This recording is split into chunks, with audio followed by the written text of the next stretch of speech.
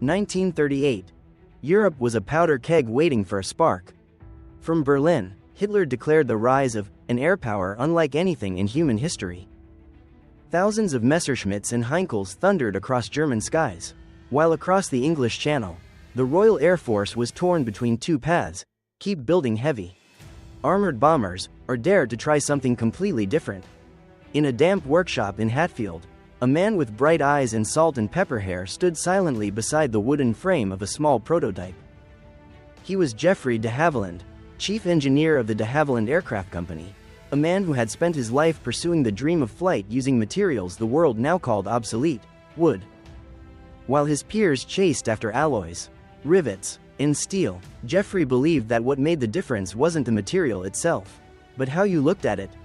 Wood, he told his young engineers, is lighter, more flexible, and if you know how to use it, it can create a flying creature more perfect than any chunk of metal. The idea drew laughter.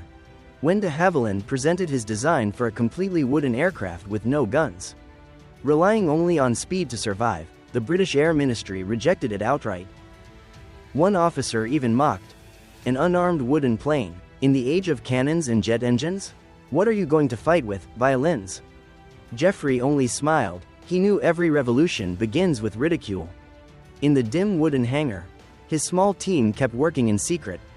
They used birch plywood laminated with Canadian spruce, bonded by a special adhesive and cured under heat. The structure was light, flexible, yet strong, like a shield that could bend with the wind. Metal was as rare as gold in wartime, but wood was everywhere. Carpenters, piano makers, and furniture workshops across Britain were recruited to build every frame, every curve of the fuselage. One October morning in 1940, the first prototype, the Mosquito, was rolled onto the runway. Its twin Merlin engines roared to life, shattering the fog. As the wheels left the ground, the wooden fuselage trembled under the wind's pressure, then steadied, as if born to fly. The engineers held their breath. Geoffrey stood still, clutching his small notebook. In that moment, he knew history might have just changed course. The Mosquito flew faster than anyone imagined. Not only fast, it was smooth, stable, beautiful, alive.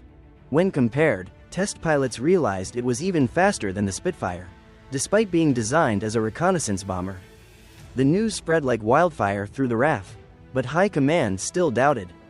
A wooden plane can't survive combat, they said. One bullet and it's gone. Geoffrey replied with a line that became legend: "It won't be shot down, because no one will ever catch it." When the Luftwaffe began bombing London during the dark nights of 1941, the RAF was on its heels. Heavy bombers like the Blenheim and Wellington were torn apart. In desperation, the Air Ministry revisited Geoffrey's discarded design. The Mosquito was called back, not in faith, but in hope. That winter, Britain burned under the Blitz, 6 months of nightly infernos. In that chaos, the Mosquito was given its first mission, long-range reconnaissance.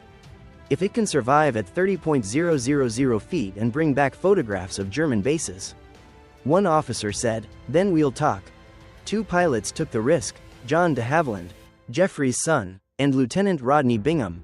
Their silver-gray Mosquito carried no guns, no armor, just cameras, fuel, and belief.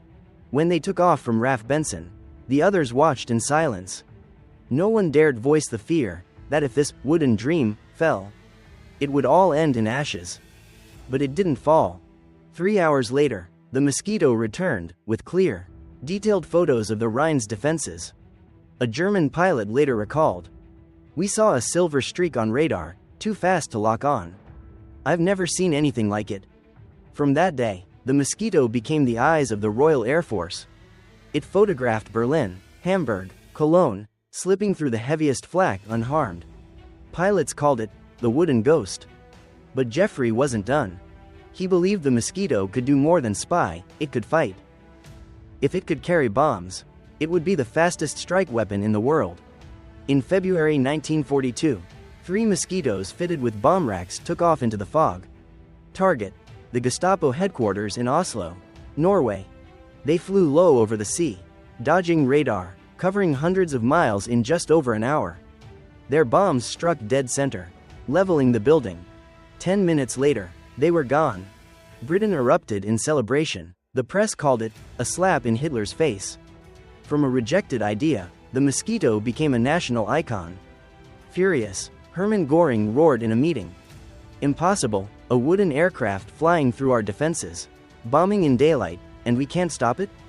He didn't realize that impossible had already become real. The Mosquito soon fought across all fronts, filling roles from bomber to night fighter. Each mission was like a surgeon's strike, precise, fast, and fearless. Just two men, pilot and navigator, no escort, no formation, only courage. On January 30th, 1943, the 10th anniversary of Hitler's rise to power, 3 Mosquitoes of No. 105 Squadron streaked into Berlin. They dropped their bombs during Goebbels' live radio broadcast, cutting off the signal right as Hitler was about to speak. Across Germany, listeners heard only static and explosions. It was a psychological blow like no other. From then on, radar operators would shout in panic, "Mosquitoes, they're coming!" To RAF crews, the Mosquito was beloved. It flew like a violin. They said, graceful, responsive, alive. It needed only 2 souls, bound by trust and survival, sharing one fragile wooden shell. In Operation Jericho, February 18, 1944, 18 Mosquitoes attacked the Amiens prison in France to free resistance fighters. They flew so low that their wheels nearly brushed rooftops. The bombs hit within seconds of target, shattering the south wall and freeing over 250 prisoners. 3 aircraft were lost, but the world called it an act of humanity amid war. Mission after mission, the Mosquito struck Gestapo offices, bridges, and railways with surgical precision. Every time it appeared, civilians below looked up and waved, knowing hope still had wings. By the end of 1943, over 7,000 Mosquitoes had been built in Britain, Canada, and Australia. While Germany obsessed over superweapons, the British quietly changed the war with wood and glue. A German officer once wrote in his diary, "We have steel, they have wood, but their wood flies faster than our steel."